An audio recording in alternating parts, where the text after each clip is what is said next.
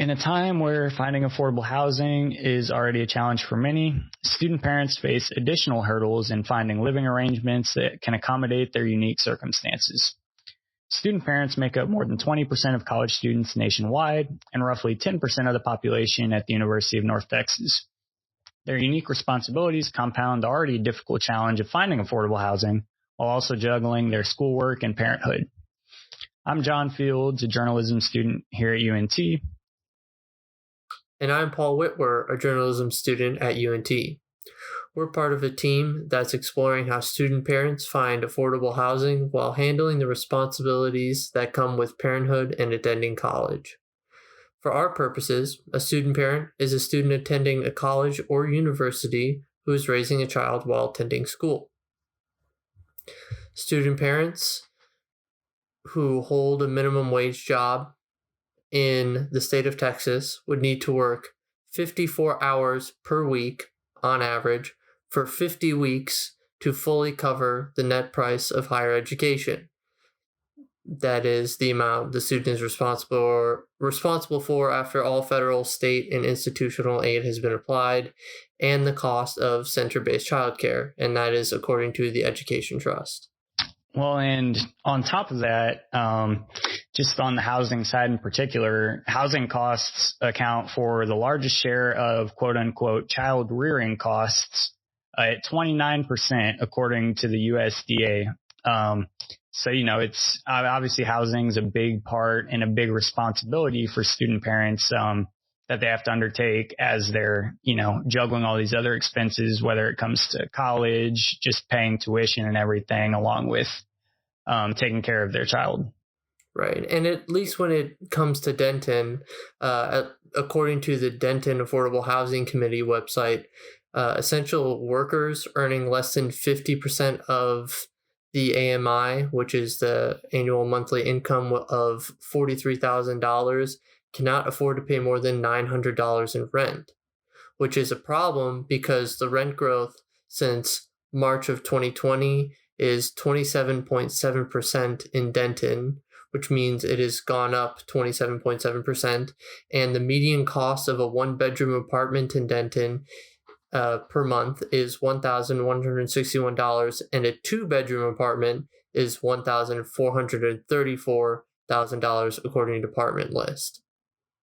And Denton rent prices are up about 16% year over year back in July, according to the same Apartment List. And it kind of compounds this issue already, really, for student parents because, everyone in Denton's already grappling with these higher rent prices. It's making life difficult for everybody, but in particular for student parents with the fact that not only are they paying to go to college, but they're also having to pay for childcare, whether it's, having a babysitter or taking their kids somewhere else or even sending their kid to school and that kind of thing.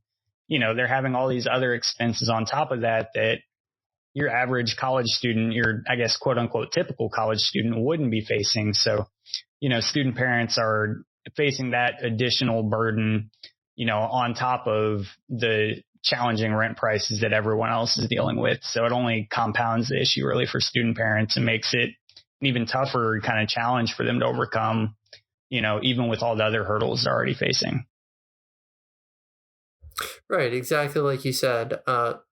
As we stated before, according to the USDA, the largest share of child rearing costs is rent at 29%, but again, that's still only 29%. There are other child rearing costs, like you said.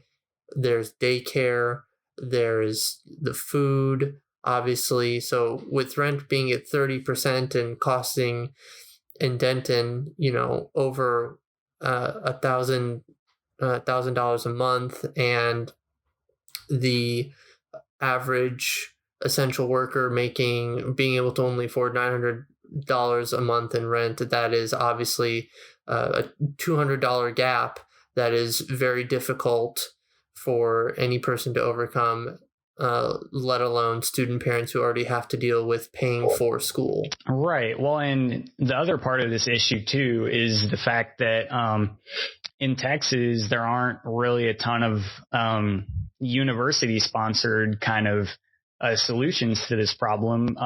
There's only 5 universities in Texas that have that like sponsor basically off-campus opportunities to live with children. There's 26 universities in Texas that have on-campus apartment opportunities where students could live with children. And that's compared to 237 universities in Texas that don't have an opportunity to live in college-affiliated housing with children, which is 88.4% of Texas universities that don't have those kind of opportunities. And that's all according to the Wellesley Centers for Women's Campus Family Housing Database. And for the universities in Denton in particular, which is obviously where we're at, UNT does not have any family housing options on campus, but Texas Women's University does have family housing options for married couples with or without kids, in addition to for single parents. So even kind of the differences there, in opportunities across the state of Texas can be seen in Denton in particular, where TWU has significantly more opportunities, at least school sponsored, compared to UNT for these student parents. Right. Yeah. It's strange to see that two public universities that are roughly 10 miles apart have such drastic differences in the amount of student housing that they give to student parents. For TWU, there's a couple of requirements, obviously, that you have to have to live on campus. Obviously, you have to be legally married, but that can be with or without children, or be a single parent, like you said.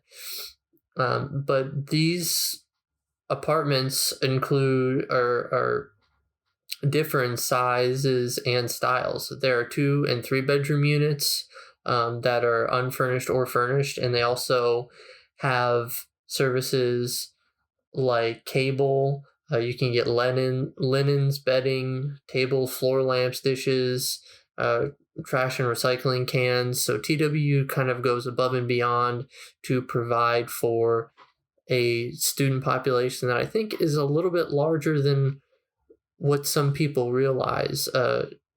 According to educationdata.org, nationally, the student parent population is actually 22%.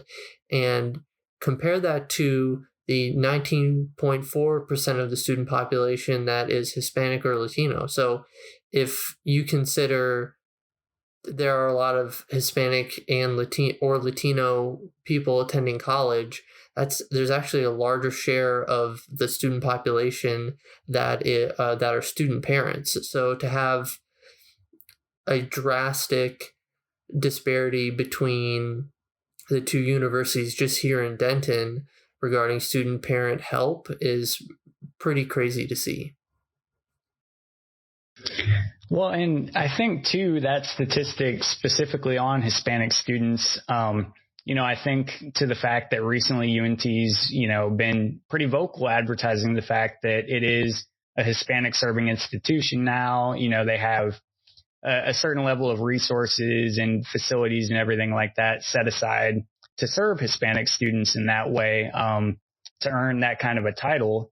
And, you see a population that size, and then you look at what the student parent population is, and you wonder, well, maybe UNT is coming up a bit shorter in the student parent area, considering the resources they're providing to other student groups that are, around that similar size range, I guess. And really at UNT, even just looking at the student population in general, I think we're really looking at a bit of an older population than people kind of realize. I think, the stereotype generally is, it's a bunch of young kids straight out of high school that are, attending college. But at UNT, the average age across UNT students is 23.7. And that's factoring in graduate students and undergrads. Grad students are at 29.7 years, and then undergrads are at 21.8, which is still, to me, I think a bit higher than I would have expected, considering the fact that, kids that are taking that traditional path, coming into college as a freshman at, say, 18 years old, graduating at 22, you'd think the middle ground there is around 20 or so, but we're actually a bit further along on that spectrum, which kind of shows some of the the non-traditional students that I feel like UNT is serving maybe more than people realize. Right. And that's especially true when you're considering the enrollment, the amount of students who are enrolling compared to the amount of students who are actually finishing and graduating.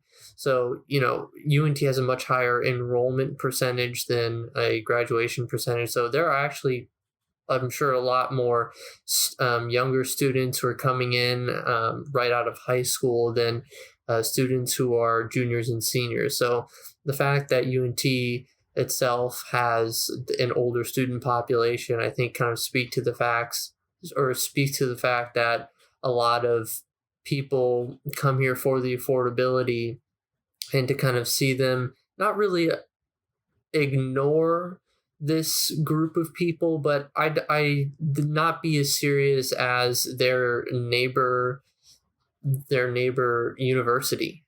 So that's been something that has been interesting to keep track of during this, especially when Texas in general is one of 5 states to have over 1 million students enrolled in college and university. For Texas, it's 1,601,399 students. And that is continuing it's also one of the only states to have an increasing percentage from 2010 to 2020, which was about 4.27%. Right. Well, and with that kind of an increase, you'd expect the student parent population is generally going to be increasing as well, based on the percentage of it that exists within the whole population. So, in a place like Texas where you've got kind of an oversized portion of students compared to the rest of the U.S., you'd figure Texas would also have an oversized portion of the student parents as well, which would then make it, all the more important, obviously, to serve that population in an effective manner, which gets back to the fact that we've seen kind of differing levels of addressing really this important issue between the two universities in Denton. And really, even just looking a bit grander than strictly student parents, estimates suggest that, 40% of the current undergraduate population at American colleges and universities is non-traditional students, according to the Center for Social Law and Policy. So, I mean, that's a massive portion of undergraduates, nearly half, that, are non-traditional and aren't the stereotypical college student that everyone thinks about. So even beyond student parents, it feels like perhaps universities like UNT and others are, they have so much of their efforts focused on, I guess, this idea of a traditional student, and maybe they're falling behind a bit in where the actual student population is headed with so many non-traditional students these days. Right, and that's especially important considering, 40% is, like you said, non-traditional in American colleges and universities. Well, the 22% of that is, like we said before, student parents.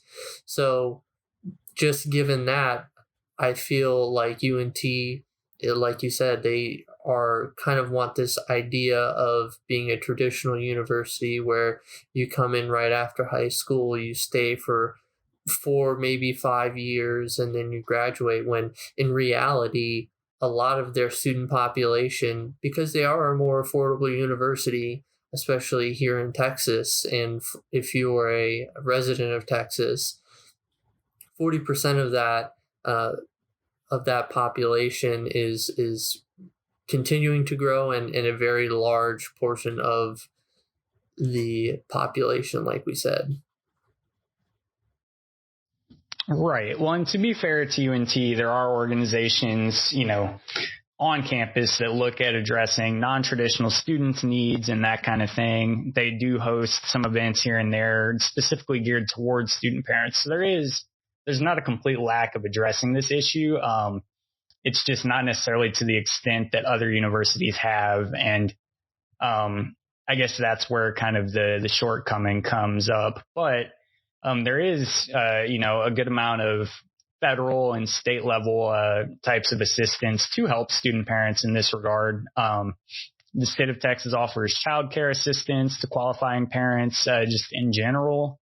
aiming to help families with children. The Department of Human Services offers temporary assistance to needy families, or TANF for short. While that specific program isn't focused on rent or housing specifically, it can give families money in hand to spend on things like groceries, childcare, utilities, and even rent. And then, so as well, the Texas Department of Housing and Community Affairs offers programs that can help single mothers afford their place by way of vouchers that can help with rent, security deposits, and even some fees. And a lot of that stuff is, as we've said, only growing costs. So, as those costs go up, vouchers like that can become all the more important for student parents, just to try and find a way to make it all work with the cost of tuition going up and really the cost of everything rising these days with inflation. Resources like that can be super valuable in helping trying to combat that.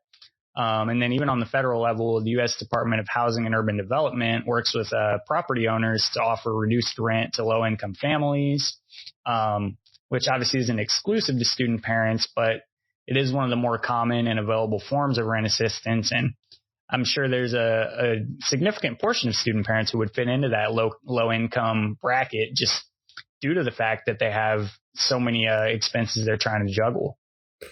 Yeah, and there are some other resources as well. The Child Care Access Means Parents in School programs helps single mothers who are pursuing education and need child care services. Low-income parents attend colleges or universities while their children are cared for on campus. It's a grant that is awarded to eligible applicants for 4 years of schooling. So there are resources out there.